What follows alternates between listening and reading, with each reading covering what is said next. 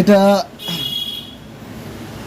Jio phone, মডেলটা হচ্ছে তোমার F320P, কমন মডেল, সব থেকে রানিং জিও ফোনের মধ্যে এটা।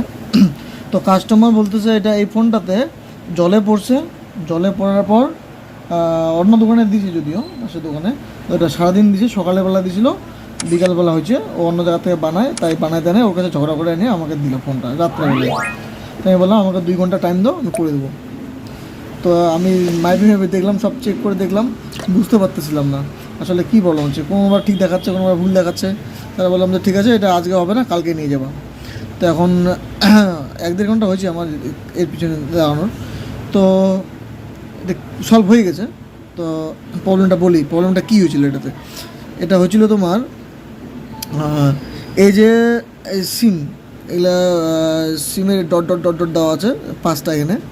এগুলা সিমের এটা বাদ দিয়ে প্রতিটাতে জিআর আসবে মোটামুটি 490 থেকে 600-র মধ্যে, প্রতিটাতে জিআর থাকতে হবে। হ্যাঁ, তো আমি প্রথমে তো আগে সবার আগে এই যে ট্রেগুলো আছে এইগুলাকে উঠায় দিয়ে, কখনো কোনো সময় হালকা টাচ না হওয়াতে ওই সিমের নেটওয়ার্কটা আসে না। তো এটা করে দেখলাম, হয় নাই। তারপরে মাইপে দেখলাম, তারপরে হয় নাই। তারপরে আসলে রেড প্রপটা এখানে লাগাই দিয়ে আর রাইটটা দিয়ে করে এখানে দিয়ে দেখলাম এটা শর্ট ছিল, বি পাওয়া হচ্ছিল।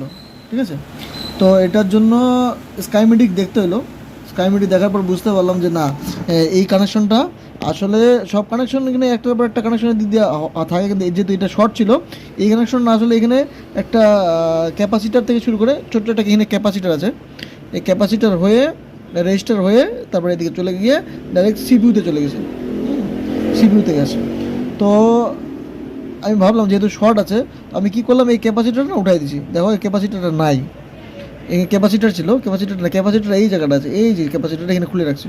দেখো তো এই যে ক্যাপাসিটারটা, এই যে ক্যাপাসিটারটা, ছোট্ট ক্যাপাসিটার, এই যে আমার হাতে উঠে গেছে, এই লাফাই গেল,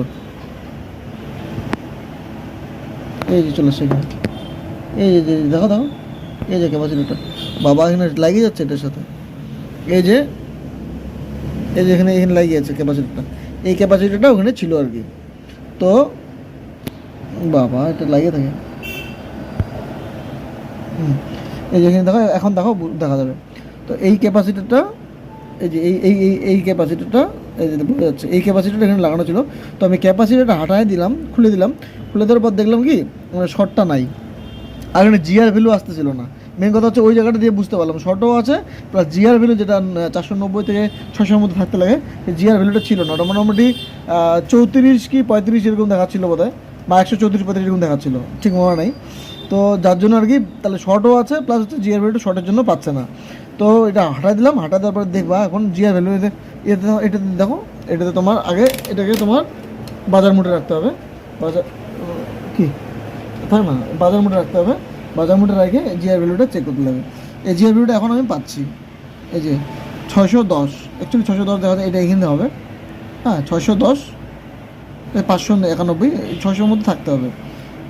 এগুলোতে সব ঠিকঠাকই আছে, 516, 18, হ্যাঁ এই সবগুলোতে আছে। হ্যাঁ এই যে ঠিক আছে, এটাও 501 আছে, হ্যাঁ এটাও আছে। তো এটাতে পাচ্ছিল না, এখন এখন পাচ্ছে। তো তারপরে সিমটা লাগাই আমি দেখলাম যে নেটওয়ার্ক চলে আসছে, আমি আবার তোমাদেরকেও দেখাই, সিমটা লাগানোর পরে নেটওয়ার্ক চলে আসছে। তো এটা ইজিলি যদি এরকম কোনো প্রবলেম থাকে তাহলে দেখবা যে এই 4টা জিআর ভ্যালু ঠিকঠাক আছে কি না, যে জিআর ভ্যালুটা নষ্ট আছে বেশিরভাগই এই জিআর ভ্যালুটারই প্রবলেম হবে। কারণ কি এই জিআর ভ্যালুটারই প্রবলেম হবে, কারণ এই জিআর ভ্যালুটাই ওই রেজিস্টার ক্যাপাসিটার এর সাথে যুক্ত আছে। তো শর্ট হওয়ার চান্সেস বেশি এটাই আছে, এটাই সাধারণত হয় আর কি। তো এই জিআর ভ্যালুটা এখানে মাইপে দেখলে একবার উঠাই দিয়ে দেখলে বোঝা যাবে যে আসলে এটার জন্য শর্ট হয়েছে, এটার জন্যই শর্ট হয় অ্যাকচুয়ালি, এই ক্যাপাসিটার না রেজিস্টার। হ্যাঁ, যদি এই রেজিস্টারটা যদি শর্ট থাকে, এটাকে মানে বা মাঝখান থেকে কিছু হয়ে যায়, এটাকে জাম্পার করলেও হয়।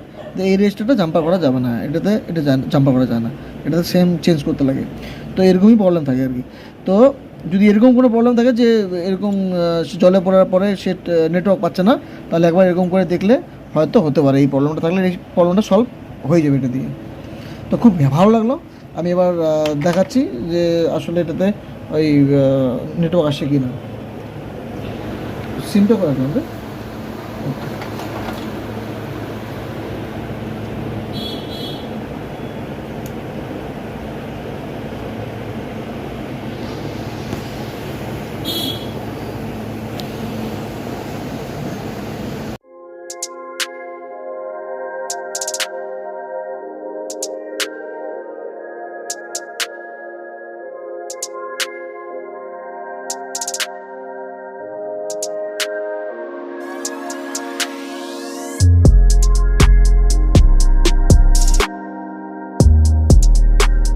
জুম করে দেখো, এই যে নেটওয়ার্কটা আসছে, এই যে জিওর এই যে ভোল্টেজ চলে আসলো, এলটিই ভোল্টেজ। দেখো নেটওয়ার্ক, প্রপার নেটওয়ার্ক হয়েছে, ফোন একদম জেনুইন হয়ে গেছে। তো খুব ভালো লাগলো। তো ধন্যবাদ। আর এরকম তোমাদের কাছে ছোটো ছোটো নলেজ থাকলে তোমরা শেয়ার করো। তো আমরা একে অপরকে যদি এইভাবে হেল্প করি তাহলে সবাই আমরা সহজে এগোতে পারবো আর কি। ধন্যবাদ।